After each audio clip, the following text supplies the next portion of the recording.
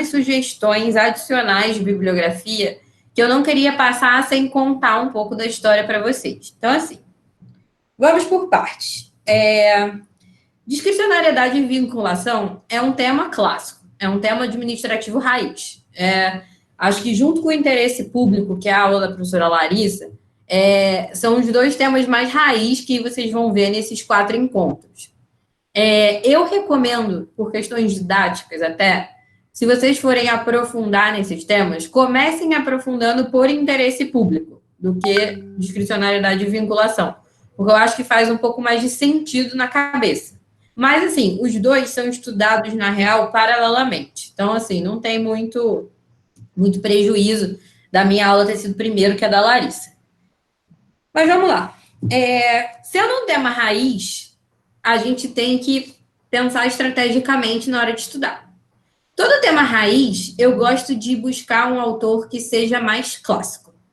Porque o autor mais clássico vai trazer uma parte da história que é importante para os temas que são mais tradicionais. Na Amazon, tá vendendo esse livrinho do Celso Antônio, que eu vou botar os nomes todos para vocês, tá? Discricionariedade e controle jurisdicional. Eu comprei ele por R$15 na Amazon. Então, assim, se juntar, tipo, com outras coisas que vocês forem comprar, se vocês quiserem comprar, o frete sai baratinho e ele traz uma história bacana, mais clássica do controle dos atos discricionários.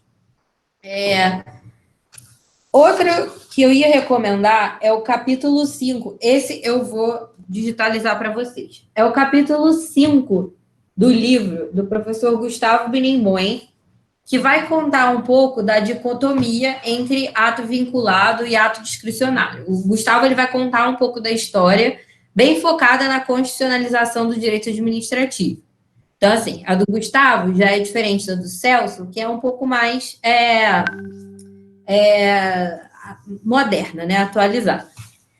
Daí, como a gente vai ver na aula de hoje, ato discricionário tem muito a ver com 3 temas que são importantes e é o que vai ser veiculado para vocês em uma prova de mestrado, em uma prova mais complexa, em uma Olimpíada de Direito Administrativo, que eu separei da seguinte maneira.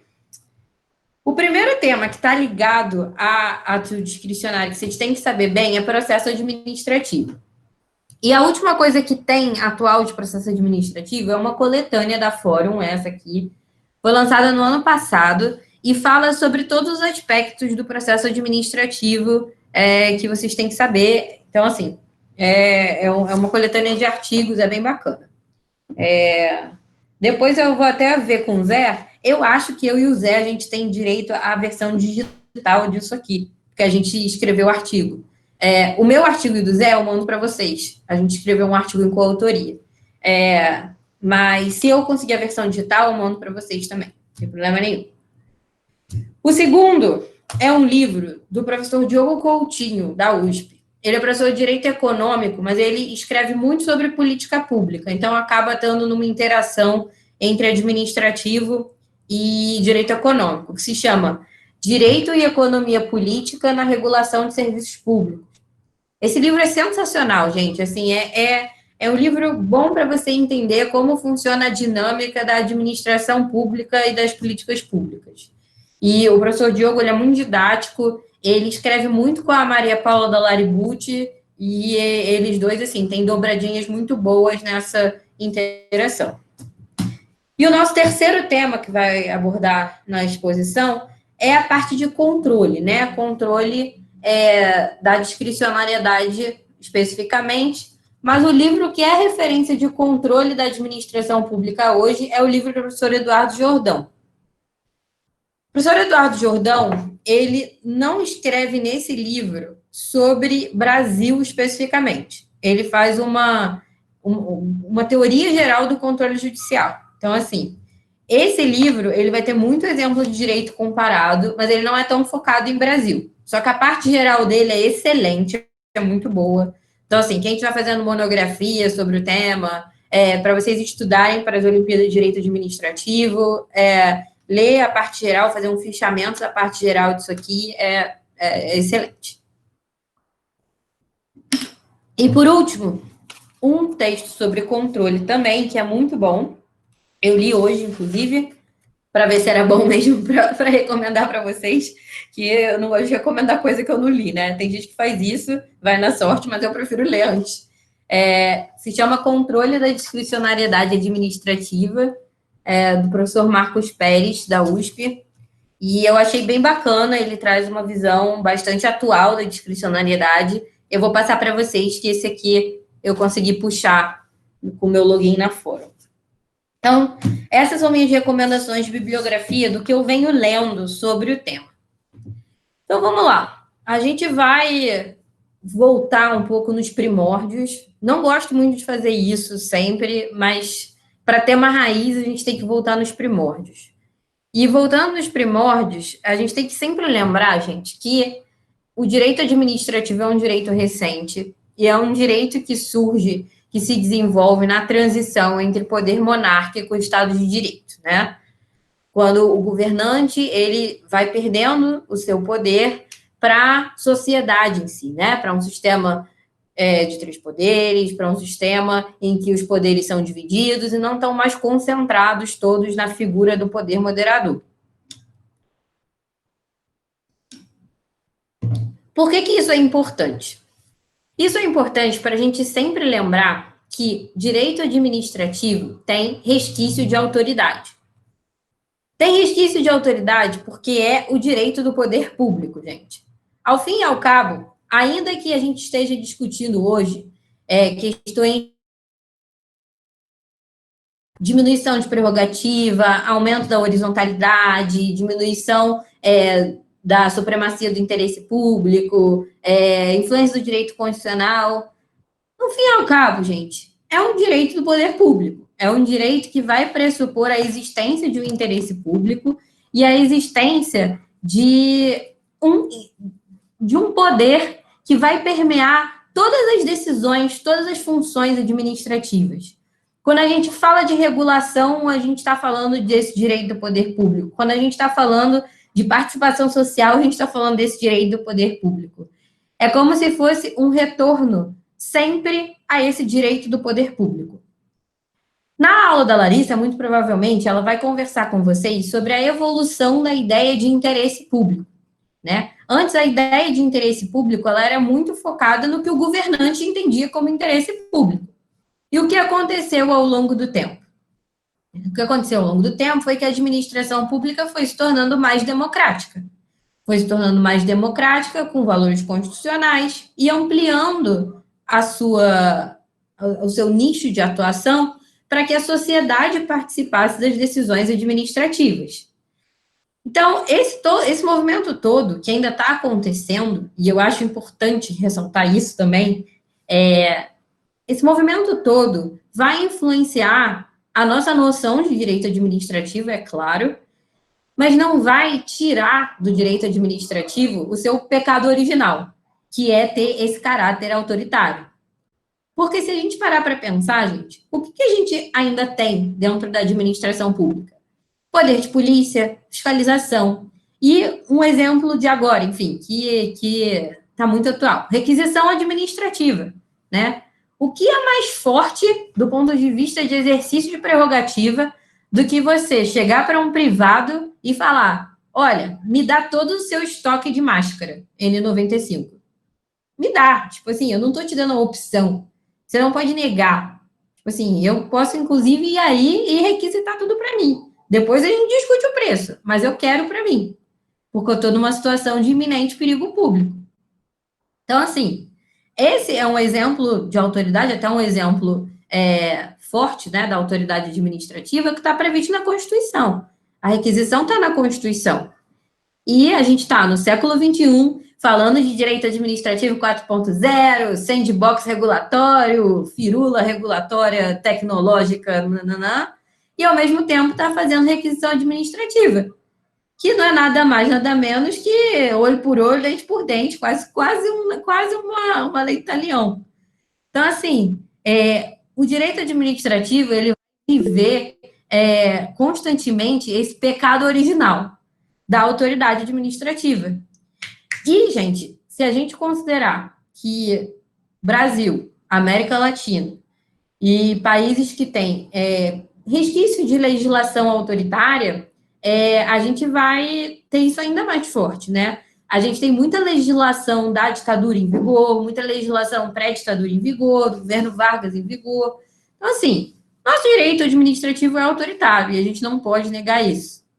E isso é muito importante para entender o tanto que é importante, mas enfim, é importante para entender o quanto é preocupante um poder discricionário muito aberto, quando a gente cai numa abertura do direito muito grande.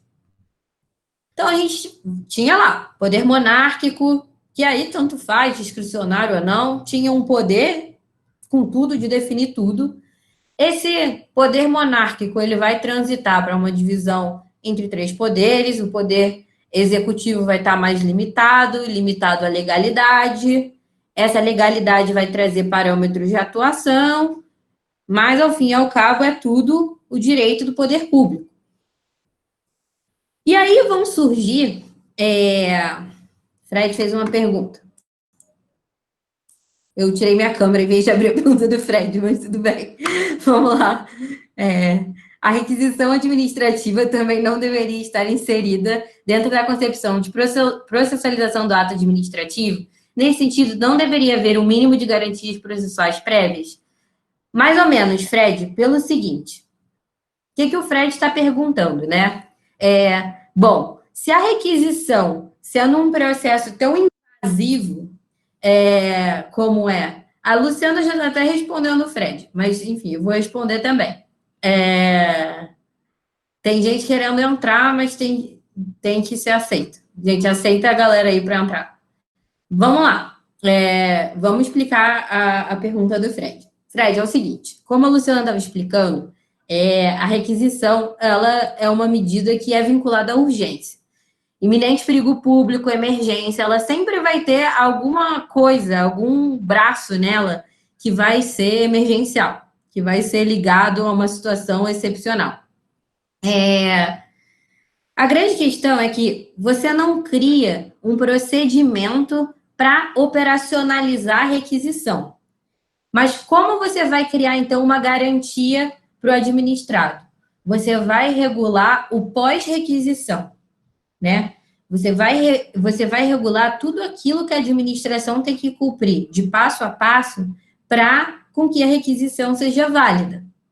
E você vai exigir da administração, no momento da requisição, que ela forneça, que ela apresente um termo de requisição. E esse termo de requisição, ele tem que ter o quê? Motivação. Então, assim, a garantia da requisição é a justa motivação para ela ser realizada e depois o cumprimento de um processo administrativo a posteriori para o quê, gente? Validar aquela requisição. Então, uma requisição, ela pode ser declarada ilegal e pode reputar a responsabilidade do agente que determinou aquela requisição. Então, assim, você não exime de justificar a necessidade daquela requisição. A grande questão não tem tempo de fazer um processo administrativo corretamente para você conseguir requisitar. Inclusive, no STF, tem uma discussão atualmente na ADI 6263, se eu não me engano, de relatoria do Lewandowski, se precisa ou não de procedimento prévio para requisição. Só que, assim, na doutrina do direito administrativo hoje, e na nossa prática de requisição hoje, o entendimento majoritaríssimo é que não precisa de processo, o processo, nesse caso, é a posteriori. Então, assim, um exemplo, a decisão de requisitar é uma decisão discricionária do poder público, né? Porque ele vai ter que resolver aquela situação de iminente perigo público. Então, ele vai poder fazer o quê? Ele vai poder requisitar, ele vai poder contratar por dispensa de licitação, ele vai poder ver se nos estoques dele tem, ele vai poder fazer uma coisa que na área da saúde é possível, pedir troca.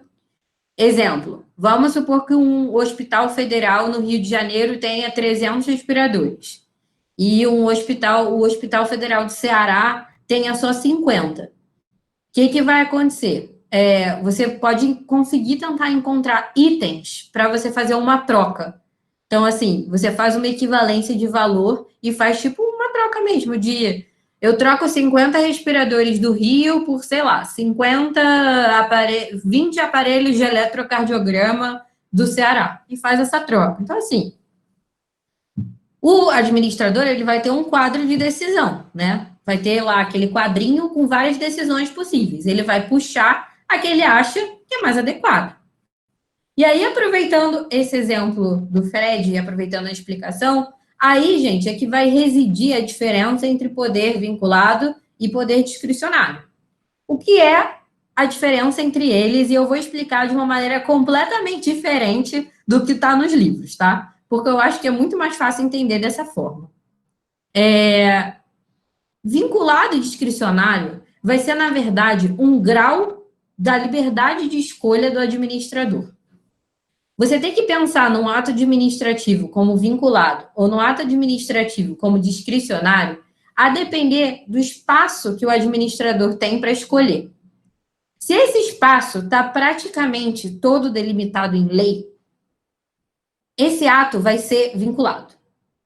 Se o espaço de escolha está não regulado totalmente, ou está com conceitos jurídicos indeterminados, ou é muito baseado em princípios, ele vai ser um ato discricionário. Qual é a grande questão, gente? A grande questão é que, quanto mais a administração foi se tornando complexa, quanto mais a administração foi passando pelo movimento que vocês conversaram com o Zé Vicente na semana passada, de ter elementos técnicos, elementos de economia, elementos de outras áreas, mais ficou difícil identificar essa vinculação e essa discricionariedade na prática. Então, muitos autores começaram a dizer que a divisão entre vinculação e discricionariedade começou a virar uma divisão daquela de ato de império e ato de gestão, que é impossível de resolver na prática. Porque você vai ter vinculação e discricionariedade juntas na maior parte dos atos. Então, você vai ter, por exemplo, a competência, que é algo que é sempre vinculado, né? Você não pode tirar a competência da cartola e sair fazendo qualquer coisa. Não, a competência ela vai estar em lei. Então, assim, você vai dizer que porque a competência está sempre em lei e a competência é um elemento do ato, esse ato vai ser vinculado em sua inteireza? Não, né? E aí, o que ajuda a gente a decifrar essa questão? São os elementos do ato administrativo. Isso eu falo para os meus alunos, assim, quem foi meus alunos sabe. Gente, elemento do ato tem que saber, assim, quem gosta de administrativo tem que saber elemento do ato administrativo. E tem que saber qual parte dele é vinculada, qual parte dele é discricionária. Então, assim, o ato administrativo, ele vai ser dividido em 5 elementos. 3 elementos vinculados. Competência, forma e finalidade. 2 elementos discricionários, motivo e objeto. A pergunta que geralmente me fazem é, por que finalidade é vinculado? Né? Se finalidade, no fim das contas, você pode ter várias finalidades possíveis dentro da escolha do administrador. O Brendo falou, porque emana da lei. Mas mais que isso, Brendo, porque a gente está falando de ato administrativo, certo? Certo. Ato administrativo é um ato que emana do poder público. Ato que emana do poder público vai trazer para a gente a ideia de quê? Um direito do poder público. O direito do poder público, ele não vai poder ser desempenhado no interesse pessoal do agente. Ele vai ter que ser sempre desempenhado no interesse coletivo, no interesse da sociedade. Então, o agente público, o agente político, né? Qualquer tipo de agente que vai proferir um ato administrativo, ele vai ter que agir, como o Felipe falou, dentro da ideia de interesse público, que é, né, um grande ponto de interrogação, né? O que é interesse público? A Luciana está falando, nunca entendi essa classificação de interesse público, Luciana, porque a classificação de interesse público ela é muito complicada. Ela é muito complicada, mas ela é, gente,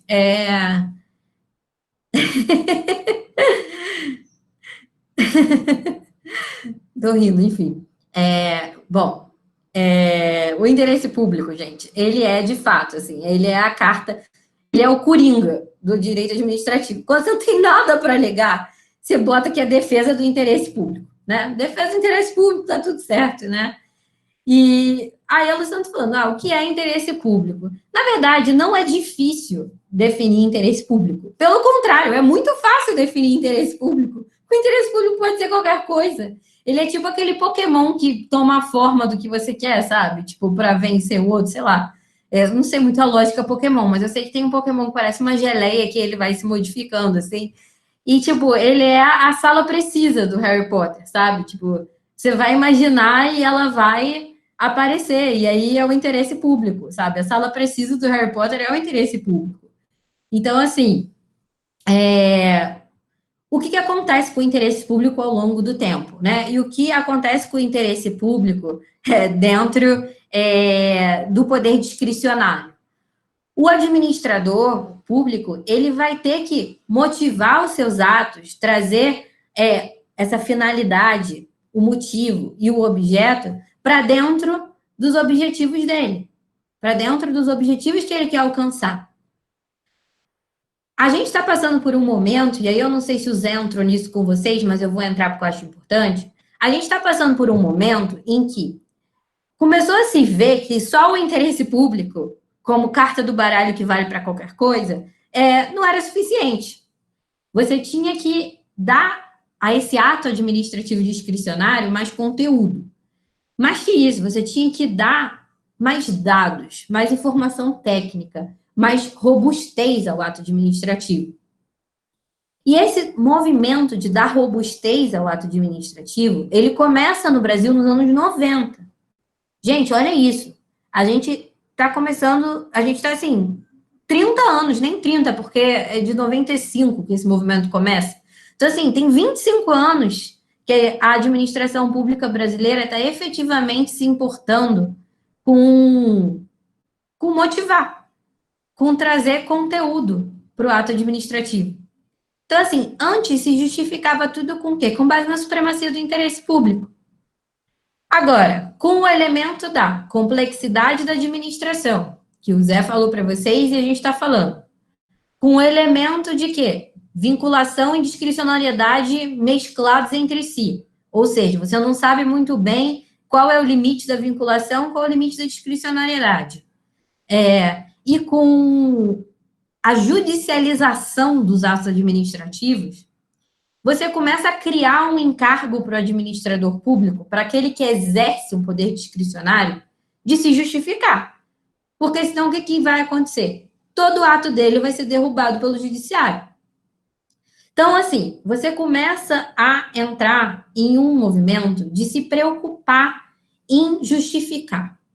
Você entra num movimento que a gente vai tecnicamente chamar de procedimentalizar a administração pública, que alguém já colocou em algum comentário aqui, e é exatamente isso. Procedimentalizar a administração pública é você dar mais conteúdo para aquela decisão final. Só que, assim, a gente, nesse aspecto de dar conteúdo à decisão administrativa final, está mais engatinhando ainda. Porque a gente tem a nossa primeira regulação de técnica racional de decisão aplicada à administração pública em 2018. Gente, ela é tipo um neném, ela tá engatinhando. Tipo assim, a gente tá muito, muito, muito, muito atrás no quesito boa prática regulatória. Seria a LINDB sim, Brendo. A gente vai chegar lá, explicar, enfim, um pouco mais de boas práticas. Mas voltando à dicotomia poder vinculado, poder discricionário, o que eu queria, enfim, deixar consolidado para vocês nesse ponto existe a dicotomia, ótimo, né? Vocês podem continuar respondendo as provas de vocês. Vinculado é aquele previsto em lei, com suas previsões na lei, com seus efeitos previstos na lei, que deixa o administrador mais de mãos atadas. Poder discricionário é aquele que há uma margem de escolha, mas que tem uma remissão à lei de alguma forma. Vocês podem continuar fazendo isso. Mas o que eu quero é que, assim, vocês como um grupo já qualificado, mais estudado de direito administrativo, os dois caminham juntos, um não exclui o outro. A gente pode trabalhar dentro dos dois da mesma forma, no mesmo ato, tá? Saibam bem os elementos do ato para conseguir diferenciar no espaço de um único ato o que é vinculado, o que é discricionário. Beleza. Aí eu pergunto para vocês, por que a gente precisa da discricionariedade? Por que a discricionariedade existe no ordenamento? 3 motivos que estão pulverizados em toda essa doutrina aqui que eu passei para vocês e que, enfim, vocês vão ler se quiserem. Primeiro, e mais importante, mutabilidade socioeconômica, histórica, etc. Mutabilidade. A gente precisa do poder discricionário porque a sociedade é mutável. Porque você precisa tomar decisões, essas decisões não vão estar todas na lei, então você precisa de uma margem de escolha. Você não pode deixar o administrador completamente engessado. E o segundo motivo é justamente, então, o quê? A consecução de política pública, né? Você precisa realizar política pública. E qual é um grande defeito, até na FND não, porque tem a disciplina, mas assim, qual é um defeito em grande parte das faculdades do Brasil? Você não tem uma cadeira de política pública dentro da faculdade de Direito, né? De administração pública, pelo menos uma eletiva, que, enfim, que é importante. Política pública, gente, é uma matéria que não é reservada à lei. E, na verdade, é o contrário. A maior parte das políticas públicas se desenvolve no âmbito infralegal. Às vezes, a força de um manual de recomendações, de um guia da Anvisa, de um guia da ANP, é muito maior do que uma lei estabelecendo estritamente a mesma coisa. E eu falo para vocês por quê. Porque, geralmente, quem é o setor regulado, quem é o administrado, vai estar por dentro do que está acontecendo naquele nicho ali. E quem vai fazer esse manual, quem vai fazer esse guia, quem vai fazer toda essa norma infralegal, tem muito, muito, muito mais conhecimento técnico do tema do que o legislador. Então, se a gente pensar no exemplo da telemedicina, mais um tema pipocando direto aí na pandemia. Quem vocês acham que faria uma melhor regulação para a telemedicina? O Conselho Federal de Medicina ou o Congresso Nacional?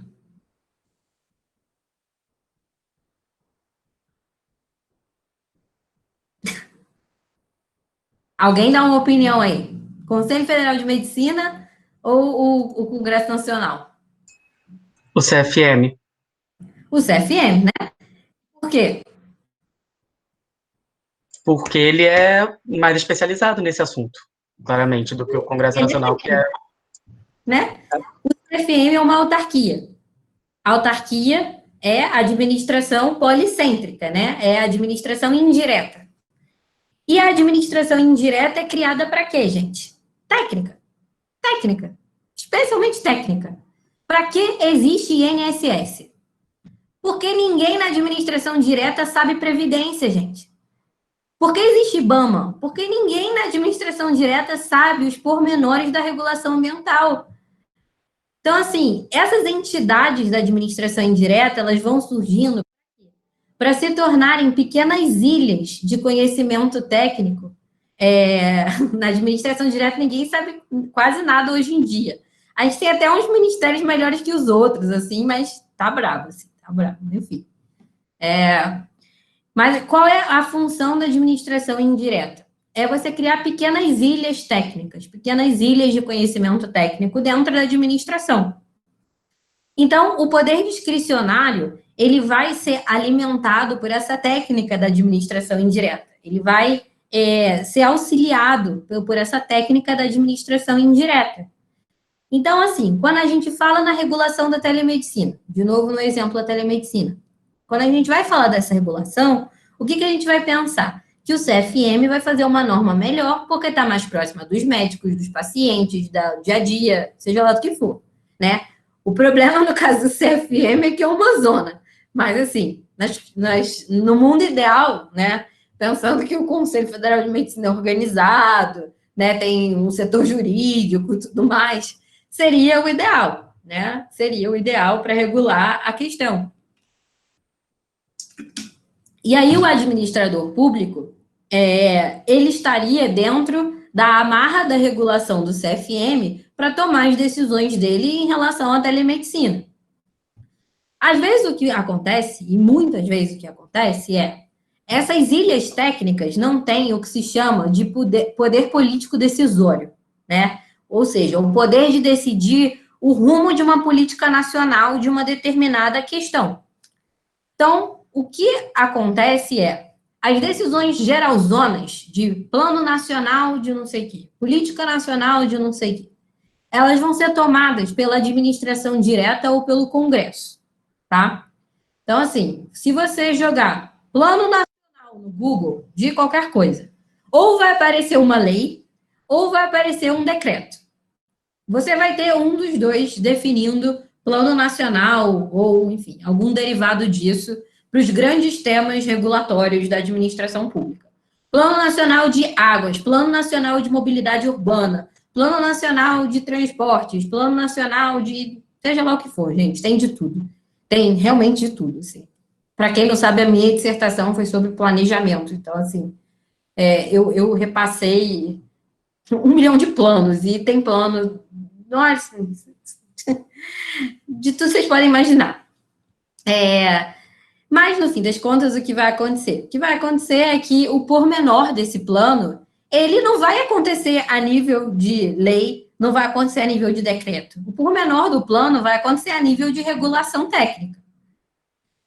Vocês estão reparando que a construção que eu estou fazendo com vocês a gente estava de um poder monárquico que a administração decidia tudo.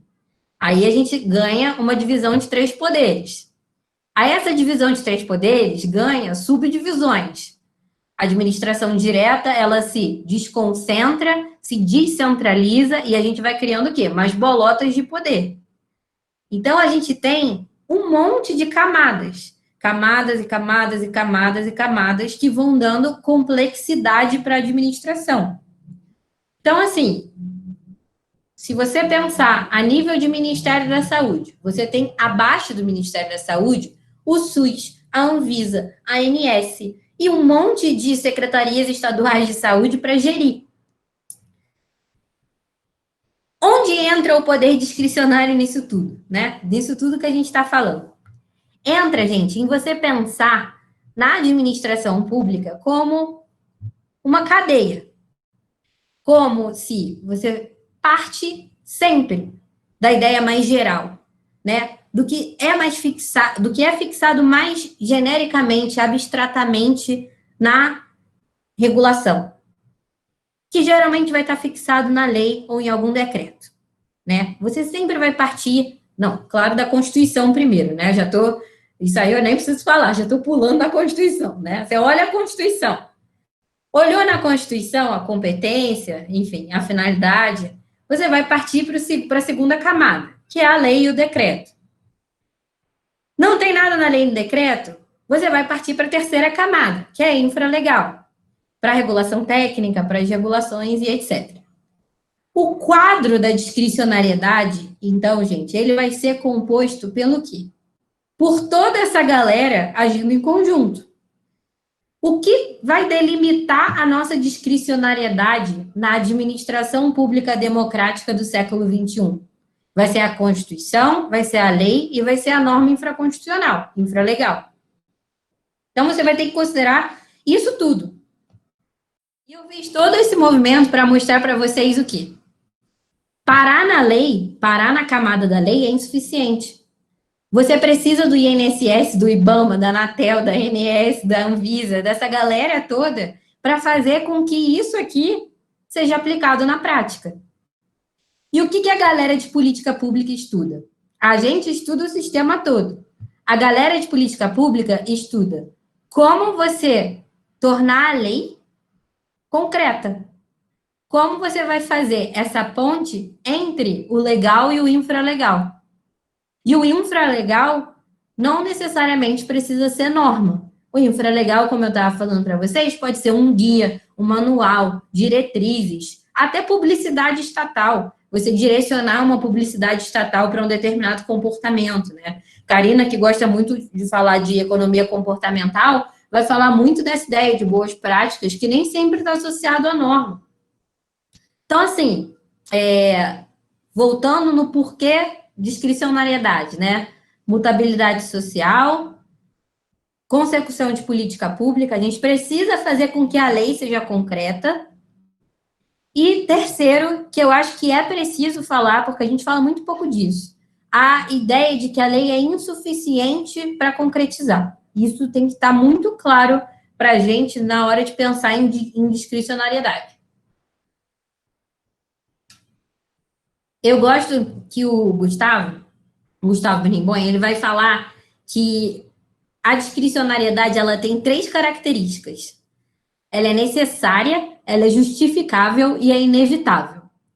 Ou seja, você precisa do poder discricionário porque você precisa tomar decisão. Porque nem toda decisão está na lei. Ela é justificável porque a administração é complexa. Então, você precisa da discricionariedade por conta de todas essas camadas. E ela é inevitável porque sem ela você não consegue fazer a máquina pública girar.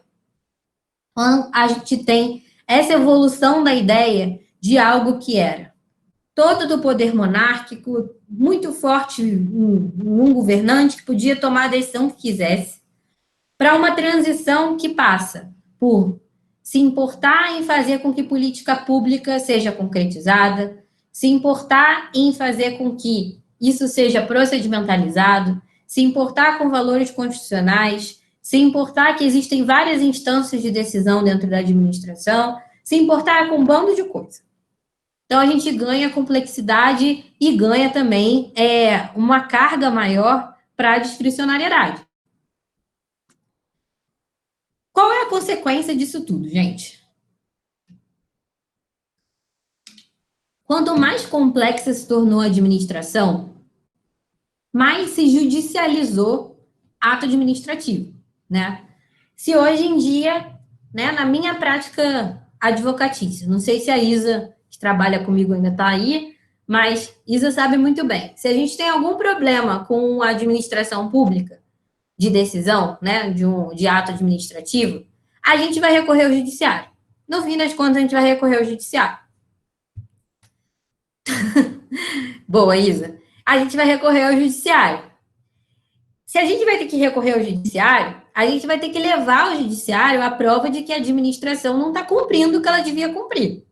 E, gente, a administração, mesmo a nível federal, ela às vezes não cumpre o mínimo.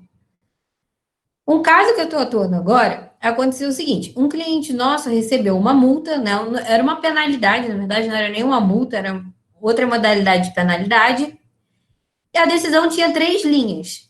Oi, você descumpriu a resolução 7 e a gente está tirando todos os seus produtos do mercado. Abraço da administração pública.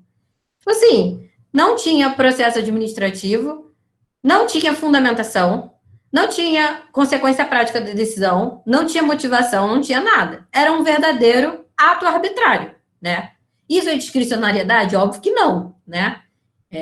Óbvio que não, até porque em processo sancionador é uma área em que a vinculação é bem forte.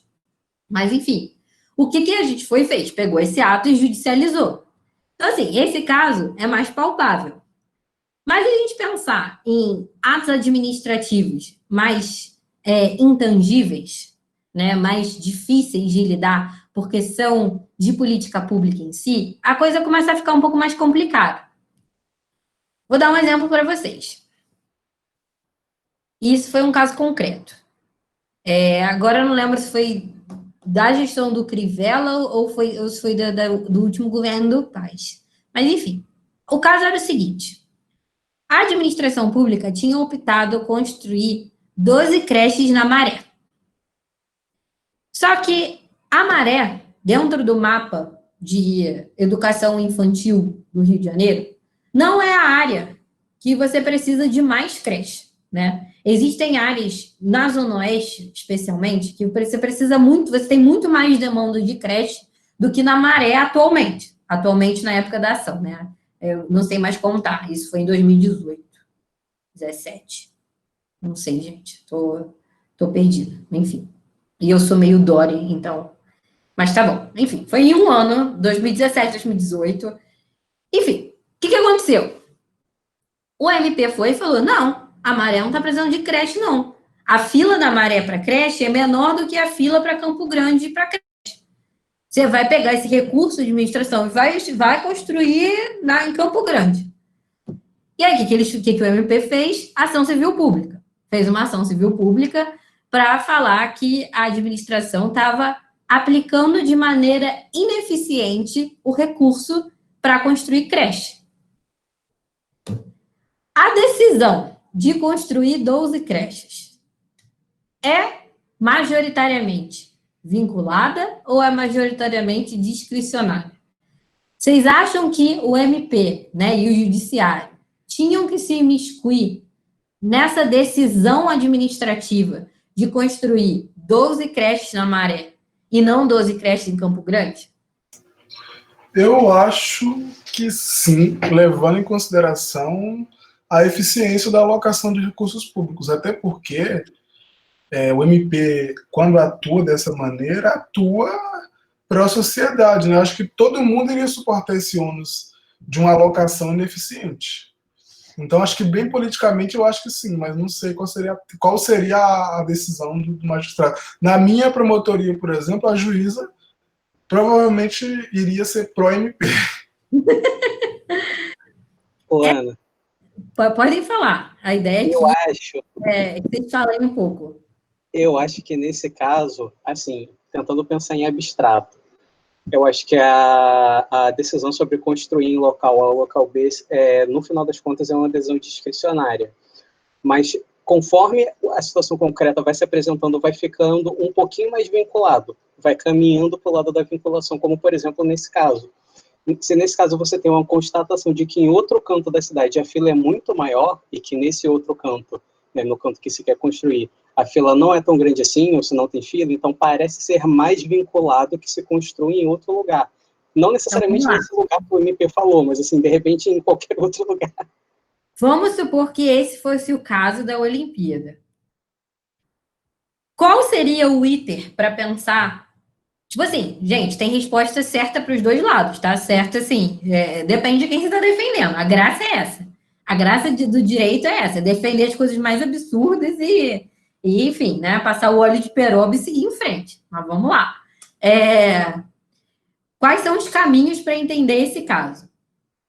E aí, enfim, eu vou fazendo perguntas e não vão ser retóricas, tá? Podem abrir o microfone, responder, interagir, ou digitar, quem não quiser falar. Enfim. Eu só queria colocar aqui rapidamente essa questão que você colocou, achei interessante, porque eu presenciei muito isso no estágio, assim, lá no Ministério Público. Eu acho que é uma decisão que pode ter graus de vinculação diferentes, mas se o administrador ele incorreu algum erro, por exemplo, um erro grosseiro, ou cometer alguma ilegalidade, a gente poderia aferir esse ato a partir da eficiência. Seria eficiente construir mais uma creche naquela comunidade? Mas o que eu não acho tão interessante, um pouco, talvez, arbitrário demais, seria o Ministério Público, por exemplo, ou até o juiz decidir em retirar uma verba da publicidade. Eu cansei de ver isso no Ministério Público. Eram decisões de juízes de primeira instância que retiravam verba de determinado setor e empenhavam em outro. Eu quero que você empenhe essa verba para cobrir aquele gasto. Por exemplo, a creche, no caso. Acho que também dá para a gente pensar na processualidade que levou o administrador público a decidir fazer na Maré e não fazer em algum lugar da Zona Oeste. Será que essa processualidade existiu ou foi devida? Assim, ele olhou a fila antes de decidir para onde aqui ia essa obra, assim, basicamente isso.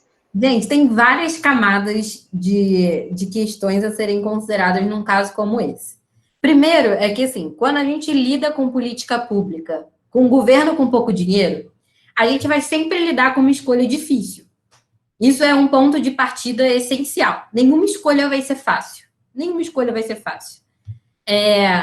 Tem, enfim, inclusive, um texto interessante de um cara que se chama Guido Calabrese, que fala sobre as escolhas difíceis dentro do subdesenvolvimento e no desenvolvimento de política pública. Esse texto é muito difícil de ler. Se ele fosse mais fácil, eu passaria para vocês, mas eu vou passar para vocês um trechinho da minha dissertação, que eu falo um pouco sobre essa escolha difícil. E essa escolha difícil, ela vai se refletir no poder discricionário num caso como esse, né? Por que a gente sabe por trás dos panos, né? Por que alguém escolhe construir 12 creches na Maré, sabendo que tem demanda maior em outro lugar? Porque a pessoa quer voto, né? Porque a pessoa quer voto, que a pessoa quer visibilidade. São questões alheias ao direito. Vão cair no campo da política. A questão é, 12 creches são necessárias na Maré? Muito provavelmente sim, gente. Assim, tem até um estudo que mostra que onde você constrói uma creche, você cria uma demanda em volta daquela creche. Então, assim, vamos supor que, sei lá, no Meier você não precisa de creche, né? Pelos dados atuais. Mas sobrou dinheiro, e aí você vai constrói uma creche no Meier. E vai ter aluno para aquela creche. Então, assim, você cria demanda à medida que você coloca o ativo público em funcionamento. Isso é muito comum dentro de política pública, o que dificulta ainda mais o controle de um ato como esse, que vai construir as 12 creches, vai ter aluno para se matricular nas 12 creches, e aí como é que você vai avaliar se aquele ato do gestor foi ou não um erro, né? Ou foi ou não uma violação do poder, ou foi ou não um abuso de poder, ou qualquer coisa do tipo. O caminho, nesse caso, seria se você quisesse ferrar o administrador, né? Vamos falar os dois caminhos.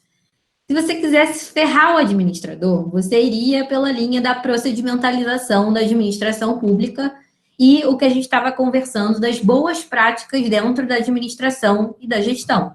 Você teria que trazer dado, mostrar que em outros lugares a demanda é mais alta. Você teria que trazer as ideias de princípio da eficiência, evitar arbitrariedade, evitar utilizar a máquina pública por voto e por fins outros que não a finalidade de conferir creche para os lugares que precisam. Então, assim, você faria toda uma construção na linha do que o MP geralmente faz, quem estagia do MP sabe que isso é comum, para justificar a necessidade daquilo. Por outro lado, se você for pela linha mais tradicional do direito administrativo, e aí eu falo para vocês assim, que essa linha tradicional, ela ainda é bastante vigente no Brasil, em especial em São Paulo e Minas, você vai ter muito prevalecente nos tribunais ainda a ideia de que o mérito do ato administrativo não tem que ser avaliado pelo judiciário ou não tem que ser, ou que a vontade da administração tenha que ser substituída. Então, assim, se justificar minimamente a necessidade daquela creche ali, o que é fácil justificar, gente? Assim, é muito fácil você justificar o interesse público quando ele é ligado a algum serviço público essencial, tipo educação, saúde. Você não vai entrar no mérito administrativo. Para vocês terem a referência de autor, a pessoa que começou a defender a intangibilidade do mérito administrativo no Brasil foi o Seabra Fagundes, em 1940, num artigo célebre, que ele fala que se você permitisse que o judiciário revisasse o mérito da decisão administrativa, ou seja, revisasse o motivo e revisasse o objeto, você estaria transformando o judiciário na administração. Então, assim, se o judiciário virasse e falasse, não tem que construir 12 creches na Maré, não, você tem que construir 12 creches em Campo Grande. Você estaria o quê? Substituindo uma decisão da administração, que pode não ser a correta, mas, enfim, você está substituindo. Eu estou vendo que está pipocando pergunta, já vou parar para responder. Enfim, os judiciários, no geral, gente, eles são bastante deferentes à administração pública. No geral, são muito deferentes. Salvo se a administração faz alguma assim, coisa muito grosseira, ou que não tenha justificativa alguma, não tenha motivação alguma. Mas no tocante à decisão de política pública, no geral, assim, São Paulo, Minas, a gente citou o exemplo do Rio já aqui, enfim, Tribunal Brasil afora é muito deferente à administração, e mais que isso, gente, Europa, Estados Unidos também são muito deferentes à administração. É muito raro nos Estados Unidos você conseguir reverter uma decisão da administração pública. O Fred botou, doutrina Chevron. É doutrina Chevron, sim, mas assim, cuidado com doutrina Chevron, porque a maior parte das coisas que você lê sobre a Chevron não tem nada a ver com Chevron, tá errado, tá? Então, assim, eu nem gosto muito de citar o exemplo da Chevron, porque sabe aquele negócio que você cita para tipo, não, discricionariedade, deferência, doutrina Chevron, não sei o quê. Aí você começa a puxar, não sai nada, assim. Eu sei que não... O que é o nazista do direito administrativo é a doutrina Chevron. Não, eu sei que, tipo, não é o Fred, enfim, porque o Fred é nerd e é do reggae, e, enfim, e tá, tipo, lendo disso toda hora, e aí, eventualmente, sabe. Mas é muito engraçado, assim, tipo, Marbury versus Madison, tipo assim, sabe? Mano, incondicional, Marbury versus Madison, Brown versus Board of Education, sei lá, tipo, mano, uns casos aleatórios, assim, não sabe nem do que tá falando. Mas, assim, Mas, enfim, como o Fred bem pontuou corretamente, nos Estados Unidos, essa deferência é de fato associada à doutrina Chevron, que foi um caso que, e dá uma exagerada na pronúncia, com certeza, que foi um caso paradigmático que ainda é citado sobre que, no fundo, as decisões técnicas, as decisões de condução administrativa, elas cabem à administração e não ao judiciário. Então, é por isso que o judiciário tende a ser deferente às decisões administrativas. Se a gente pegar, gente, uma doutrina Chevron brasileira, né? Vamos pegar um negócio nacional, né? Halloween é do demônio, viva a cultura nacional. Lembrei aqueles negócios do viaduto, enfim. Uma doutrina Chevron tupiniquim, como a Luciana colocou, é uma decisão do Barroso, recentíssima, agora da pandemia, que ele vai dizer que, no fim das contas, você tem que privilegiar o que é técnico, a decisão científica técnica da administração, quando ela é científica técnica, né? Ai, gente, o Barroso. Mas, enfim, ele não falou de princípios nessa decisão, só para constar, tá? Foi uma decisão até bem fundamentada na lei, né? Que a lei existe, gente, né? É estranho, né? Mas às vezes as pessoas fundamentam a decisão com lei, não com princípio.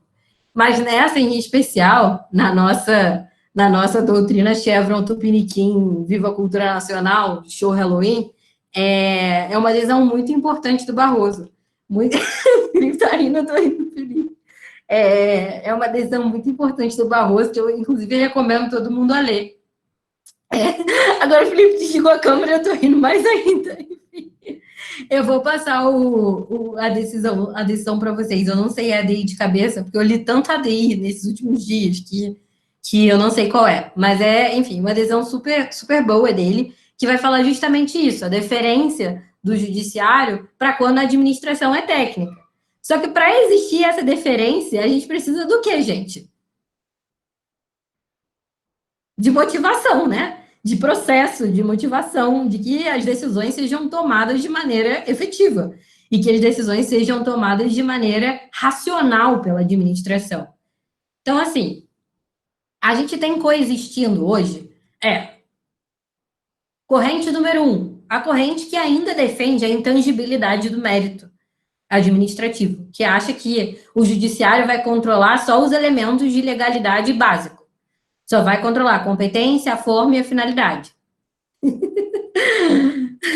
Fred, aguenta, Felipe, aí ferrou, né? Aí me faz rir junto e aí acabou. Enfim, a gente tem essa primeira corrente. A gente tem a segunda corrente, que vai defender que o controle ele é mais amplo. Que o controle hoje ele passa também pelo objeto e pelo motivo por meio de parâmetros. Por meio de parâmetros constitucionais, por meio da segurança jurídica, com a ideia de evitar arbitrariedade. Eu vou passar o meu roteiro também para vocês, estou com um roteirinho aqui, e aí eu acho que está esquematizado aqui. E a gente ainda tem uma terceira corrente, gente, que está muito alinhada à segunda, só que ela define ainda mais a segunda. E ela define ainda mais a segunda da seguinte maneira, trazendo critérios para o juiz aplicar esse controle. Então, como é que o juiz vai aplicar o controle do objeto, do motivo, da finalidade? Ele vai analisar desvio de poder. Ou seja, se a administração atuou no limite da competência dela, se atuou dirigido ao que a competência dela prevê. É isso. A segunda vai falar sobre excesso de poder, ou seja, se a administração extrapolou, se foi além, né? Então, assim, se ela excedeu o limite da competência, está dentro da competência, ela não está desviando, está dentro da competência. Ela só está o quê? Inchando um pouco, né? Aumentando um pouquinho.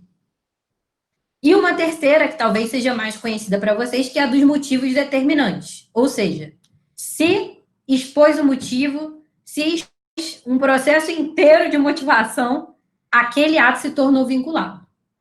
Ou seja, se no final de um processo de, enfim, decisão, a AGU vai faz um parecer enorme, o órgão técnico faz um parecer enorme, e a administração toma essa decisão expressamente referenciando esses pareceres.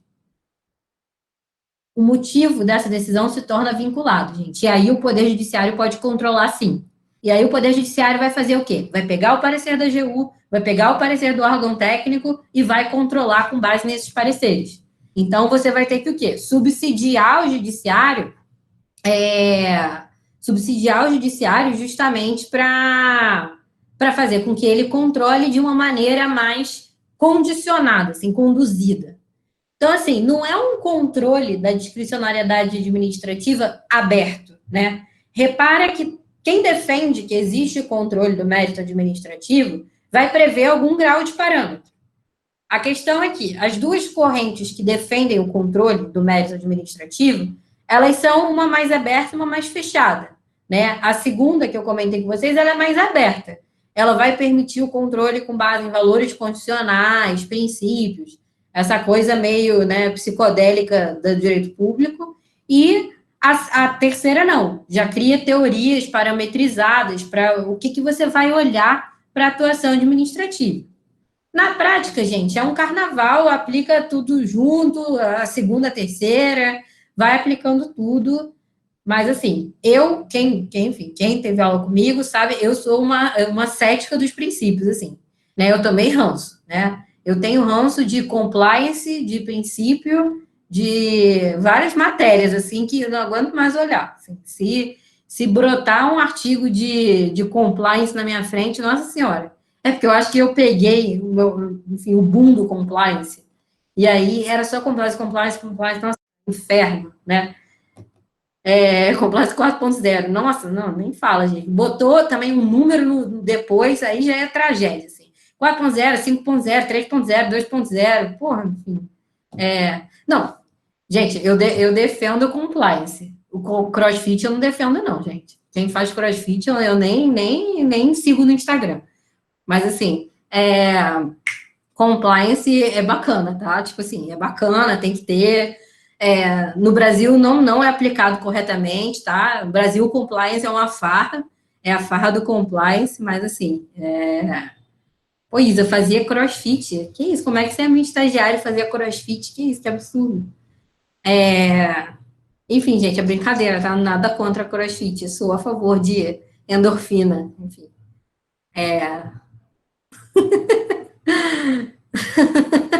Enfim, gente. Brincadeiras à parte, eu separei 3 grandes problemas que a gente vai ter que pensar para os próximos anos, para a discricionariedade, para a gente fechar o papo de hoje. O primeiro é justamente essa ideia de usar demais princípio e normas abertas e conceitos indeterminados.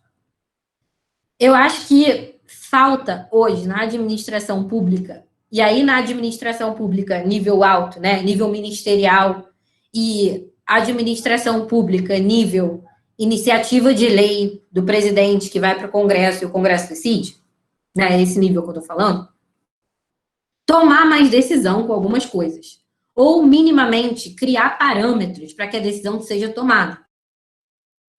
Por quê? Porque a gente precisa criar para o administrador público maior segurança para agir. Então, assim, de nada adianta você exigir do administrador, que provavelmente é um servidor ou alguém nomeado, que vai estar carregando nas costas uma carga enorme de decisão, uma carga enorme de trabalho mesmo, decidir coisas que são muito de alto nível para ele. Então, assim, essa abertura demais engessa o administrador médio, a pessoa comum, de tomar decisão. Porque você não tem um parâmetro legal. Você tem lá, você vai agir com base na eficiência, bacana. Aí você é um AGU e tem que tomar uma decisão administrativa. E aí, o que vai influenciar a sua decisão administrativa é uma questão econômica. Você, como AGU, ia ter coragem de tomar uma decisão de impacto econômico, sendo você jurista, você não vai ter coragem. Então, assim, você está exigindo muito. Quanto mais princípio você coloca, coisas abertas, e a falta de pessoal dentro da organização administrativa, falta de pessoal técnico, né, gente, que eu estou dizendo, você coloca um ônus muito grande naquele camarada que tem que decidir, e ele não vai decidir, né? Como diz o Carlos Ari, administrador bom é administrador que não assina, porque aí ele não vai sofrer nenhuma improbidade, nenhum processo, nada, ele vai, enfim, seguir a vida dele e dormir com a cabeça no travesseiro. Vai ser o administrador público médio que vai viver aquela vida inteira de serviço público, vai se aposentar, e é isso aí. Né? E aí ingessa a administração, não incentiva a administração. Então, a gente precisa arrumar uma equação para solucionar esse problema. Para solucionar um quadro normativo muito aberto, indeterminado, e um pessoal pouco técnico para conseguir tomar essas decisões que vão o quê, gente? Tornar o ato discricionário mais qualificado. E aí a gente vai para o segundo ponto de crítica. Bacana, a gente está com um processo, o Brendo apontou já, né, da LINSB, de você motivar mais, apontar as consequências práticas da decisão. Zé Vicente deve ter falado da nova lei das agências, que instituiu a análise de impacto regulatório como uma obrigação. Beleza, análise de impacto regulatório, lindíssimo, adoro. Gente, dá muito trabalho fazer uma análise de impacto. Uma análise de impacto bem feita, ela leva 2 anos para ser feita. E ela precisa de gente da economia, da ciência política, antropólogo, sociólogo, para você concluir uma análise de impacto. Você precisa ter consulta pública, audiência pública, grupo focal, grupo de trabalho. E você precisa pegar a decisão de todo mundo, resumir e transformar aquilo numa decisão do administrador. A gente não tem pessoal, nem estrutura, nem organização administrativa para operacionalizar isso, né? Eu acho que, assim, a ideia de você introduzir uma análise de impacto regulatório no ordenamento é você melhorar, sem dúvida, a tomada de decisão. Mas você não pode ignorar que, para você operacionalizar isso, você precisa de muito mais do que a gente tem. Então, assim, não é só colocar, fazer análise de impacto regulatório obrigatória. Beleza. Não é isso só. Você tem que organizar administrativamente a sua estrutura de cumprimento das funções administrativas para que isso seja viável, senão fica inviável. E a Luciana estava fazendo uns comentários importantes aqui. A Luciana e o Rafael, né? O Rafael falou, interessante também pensar na redução da discricionariedade a partir da teoria dos atos próprios. Sim, é pensar que, assim, no final das contas, a gente tem que tratar alguns temas por lei, né? E como você vai reduzir a discricionariedade? Criando mais parâmetros legais, criando mais parâmetros para dar um conforto, uma segurança para o administrador. E com relação à IR, por ser um procedimento complexo, a decisão, de fato, às vezes ela não pode esperar, o custo da IR é alto. Mas eu acho que, assim, não exime de você ter, pelo menos, uma justificação mínima, né? Assim, você tem que tomar alguma decisão para a pandemia, você tem que tomar alguma decisão numa situação, qual é essa que a gente está vivendo, gente? Você tem que se onerar a justificar, pelo menos, o mínimo, né? Trazer, enfim, comparação de decisão, comparação de preço, enfim, parâmetros para você mostrar que você motivou o seu agir administrativo em alguma coisa, né? Que o seu agir administrativo não surgiu do nada, né? É isso. Eu acho que você tem que avaliar o custo-benefício da IR, né? Eu acho que, assim, para qualquer ato estruturante, por exemplo, eu vou refazer o processo administrativo da Agência Nacional do Petróleo. A gente vai criar um novo processo administrativo. Para você criar esse novo processo administrativo, você vai precisar de AIR, com certeza. Imagina, gente, quando você muda o processo administrativo de alguma coisa, o tanto de gente que você impacta. Então, assim, eu acho muito lindo esse discurso de boas práticas regulatórias, bacana. Porém, assim, quanto mais velha eu fico, mais eu fico cética que as coisas funcionam. Então, assim, eu acho que a gente precisa olhar para como operacionalizar isso. Tomamos um importante passo em dizer, olha, o ato discricionário precisa de motivação. O poder discricionário precisa de um processo que acompanhe ele para mostrar que aquela tomada de decisão dentro daquele quadro de escolha do administrador foi o mais adequado possível. Mas a gente precisa ensinar esse administrador a usar essa máquina da IR, a usar essa máquina da justificação, a ter incentivos para isso, senão a gente só vai reproduzir padrões de comportamento. Então, tão importante quanto criar boas práticas regulatórias é você revisar regulações existentes e você também revisar a sua organização. O que eu posso mudar na minha organização para ganhar eficiência? Então, assim, um exemplo do lado do trabalho. Para quem não sabe, o Instituto Nacional de Propriedade Intelectual é uma autarquia que vai cuidar de todo o sistema de patentes e marcas do Brasil. E eles têm um passivo de análise de patentes enorme, assim. Você leva hoje em dia uma média de 10,8 anos para você ter uma patente concedida, né? Enquanto a média mundial são 2 anos, né? É uma diferença suave, 8 anos, né?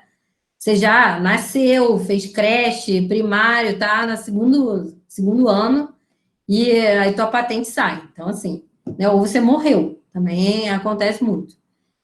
E, enfim, isso é um problema, um problemaço, trava a inovação, trava desenvolvimento, trava pesquisa. Não sei se vocês sabem, mas, assim, as universidades federais, especialmente, lucram muito com patente. Então, assim, a UFMG é uma das que mais lucra, por exemplo. O que ela faz? Ela tem várias patentes que ela desenvolveu, o FRJ desenvolve várias. E aí, o que ela faz? Ela cede os direitos dessa patente para um privado, para um terceiro, né? E esse privado, esse terceiro, vai fazer o quê? Pagar para a universidade. E com esse dinheiro, a universidade vai fazer o quê? Investir em pesquisa. Então, assim, por que o sistema de patentes ajuda as universidades públicas? Porque elas produzem muito, gente. Elas geram muito conhecimento. Então, assim, esse conhecimento, ele é rentabilizado. E aí, vamos pegar agora essa ineficiência do Instituto Nacional de Propriedade Intelectual, dessa autarquia. Imagina o FMG, o FRJ, ter que esperar 10,8 anos para conseguir que a patente seja aprovada e ela possa lucrar. É bastante complicado. Aí o Instituto, ele resolveu fazer um ajuste de organização administrativa. Eles não gastaram um centavo.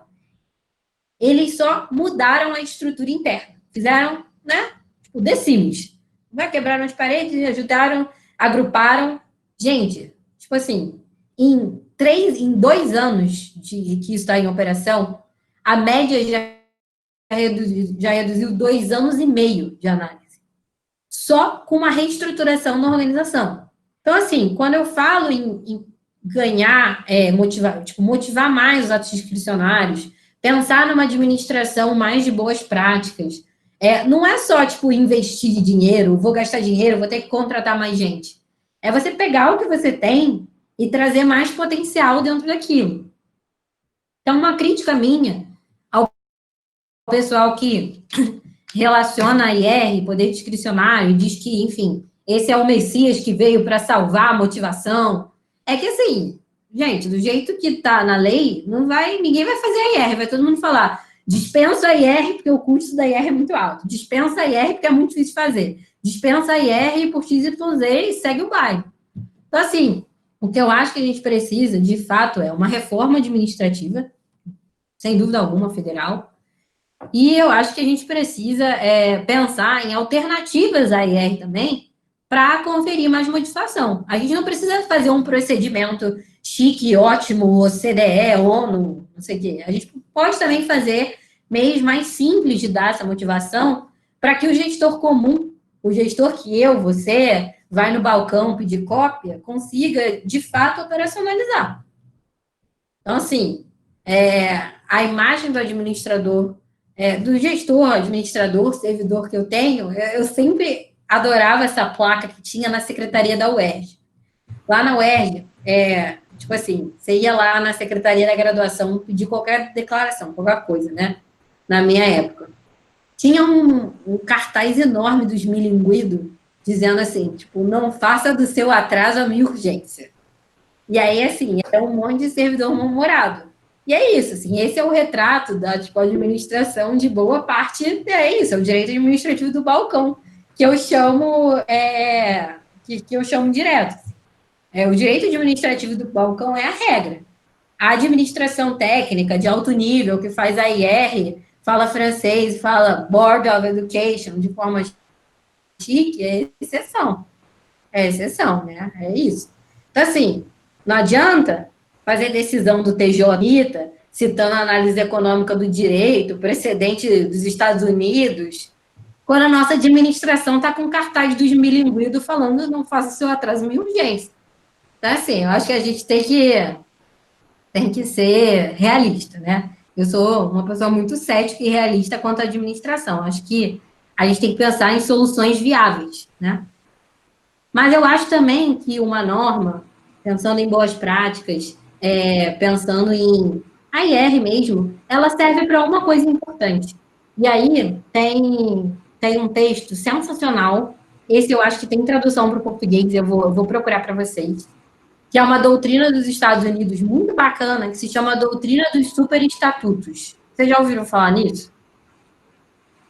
A doutrina dos superestatutos, gente, ela é o seguinte, ela vai falar de leis que são capazes não de mudar a realidade concretamente, mas que elas são capazes de mudar seu imaginário em relação ao direito. Então, elas têm uma função de mudar uma prática, ainda que paulatinamente ao longo do tempo.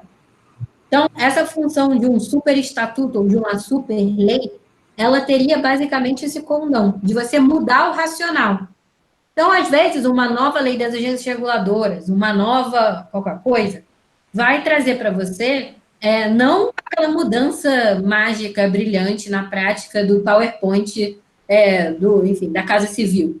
Porque quando foi lançado o guia de AIR da Casa Civil, nossa, eram os PowerPoints, né? Saía 3D, bicharada, era muito doido, assim. Eram os PowerPoints surreais. Mas, assim, não adianta ser o PowerPoint surreal e os milinguidos no balcão. Então, assim,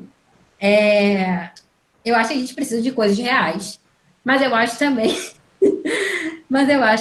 gente, que no fim das contas, uma lei como a nova lei das agências, leis importantes como a lei de prestação administrativa, lei de licitação, elas vão mudando um pouco o nosso imaginário e ajudam nessa construção de uma administração mais democrática, uma administração que pensa em motivação, que pensa em boa prática. Então, assim, para fechar nosso encontro de hoje, a ideia de poder discricionário hoje, ela está muito ligada a isso, ela está muito ligada em criar essa motivação, criar instrumentos de deixar a decisão do administrador público mais qualificada. Em uma administração pública que pode perguntar o que quiser, gente, tá? O que quiser mesmo, assim, tá tudo certo. Ah, tá. Eu tô só esperando você terminar de falar para perguntar. Imagina. Aí conclui essa fala. Eu já vou concluir também. Tá. Eu acho que o que é importante para, enfim, para a discricionariedade hoje é entender que ela anda junto com a vinculação, que é uma dicotomia, mas é uma dicotomia de mão dada. Né? A brincadeira do textinho de Sandy Júnior, ela não foi completamente à toa, né? Tipo, quando o Sandy Júnior querem ganhar dinheiro, o que eles fazem? Fazem uma turnê juntos, Sandy Júnior.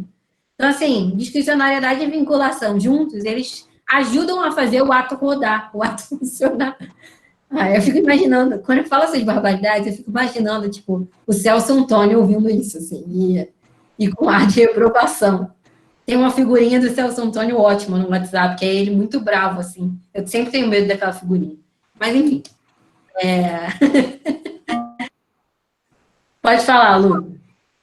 Então, professora, assim, eu nunca parei para estudar mesmo a fundo teoria da decisão, porque eu acho que deve ser uma coisa que a gente só vê mais quando vai para mestrado e etc e tal. Mas eu pego uma coisa aqui, uma coisa ali, e em tese eu acho que teoria da decisão é um pouco nesse sentido, assim, tem tudo a ver com discricionariedade, de como você estabelecer parâmetros e tudo mais. E aí o que a gente tem, que eu sei, né? Seria teste de proporcionalidade, e agora o pessoal enjoou disso, está falando de AIR. Tem outras coisas, outras alternativas, assim? Na verdade, assim, é muito, muito mais, Amora, é muito, muito mais do que isso, assim. Tanto do lado do direito constitucional, né, da teoria da decisão, do ponto de vista constitucional, que foi a proporcionalidade, razoabilidade, os filtros, os 3 filtros da proporcionalidade, enfim.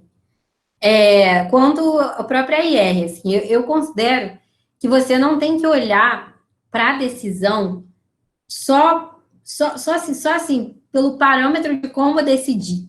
Você tem que olhar assim, para a estrutura que está atrás da decisão. Assim. Tipo assim, para a teoria da decisão, o que é mais importante é você olhar a capacidade de quem está decidindo. O judiciário, ele vai decidir com base em quê? Num processo, né? Processo civil, um processo penal. E aquela decisão dele vai estar condicionada ao quê? Aos elementos probatórios, aos elementos que são instruídos no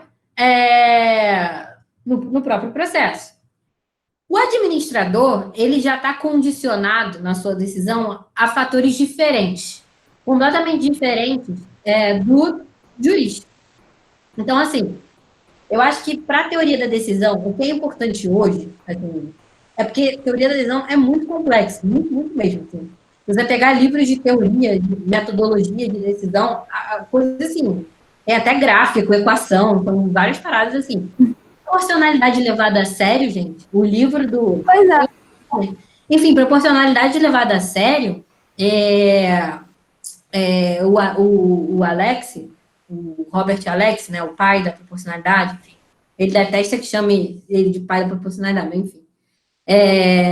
O Alex, se você pegar o livro dele para ler, gente, são tipo assim, 60 gráficos. Tipo assim, é muita, muita coisa, muita técnica. Custo-benefício, custo de impacto, custo de 1 milhão de coisas, assim. A IR, ela não vai diferir muito disso, sabe? De proporcionalidade e razoabilidade. Eu acho que não são duas coisas diferentes. O que eu acho que, na verdade, é diferente, e de fato é diferente, é a capacidade institucional. O Alex desenvolveu uma teoria voltada para o judiciário. Então, em que ponto a administração pública, com a estrutura que tem, com a organização que tem, é capaz de tomar decisão. E aí você cria novos parâmetros, enfim, novos mecanismos para essa administração tomar essa decisão. Enquanto no judiciário isso é mais uma matéria de direito, porque o juiz ele vai decidir o direito, o juiz não vai decidir outras coisas em tese, né? Vamos enfim, trabalhar aqui com em tese, né? O administrador ele vai decidir, gente, tipo, os rumos da política nacional de alguma coisa. Ele vai decidir alguma coisa que vai influenciar o voto do governante que ele está subordinado no próximo mandato. Ele vai considerar custo, ele vai considerar um monte de variável que o juiz não vai precisar decidir. Tanto é que acontece, né? Vamos pegar o exemplo da judicialização de medicamentos de alto custo. Quando você concede um medicamento de 3 milhões para um camarada que vai e consegue, você está tirando esses 3 milhões de outras não sei quantas milhões de pessoas que dependem daquele orçamento de medicamento. Então, assim, são parâmetros muito diferentes, judiciário, administração pública, e, tipo assim, eu não vejo a proporcionalidade, etc., e a IR como duas coisas, assim, que podem ser comparadas, sabe? Comparar laranja e banana. Tipo, é outra coisa, sabe? É olhar... Eu quero dizer assim, são métodos né, propostas diferentes, mas que em que elas teriam em comum é que ambas colocariam parâmetros para decisão, vamos dizer assim, para você motivar uma decisão, eu acho. Só que eu vejo assim, qual que é o problema dessas técnicas super complicadas? Eu acho que elas, às vezes, assim, na realidade, quem faz teste de proporcionalidade direito? Sabe? É meio que isso, acho que ninguém, né? Assim, faz lá, vou fazer a equação do negócio e calcular. Não.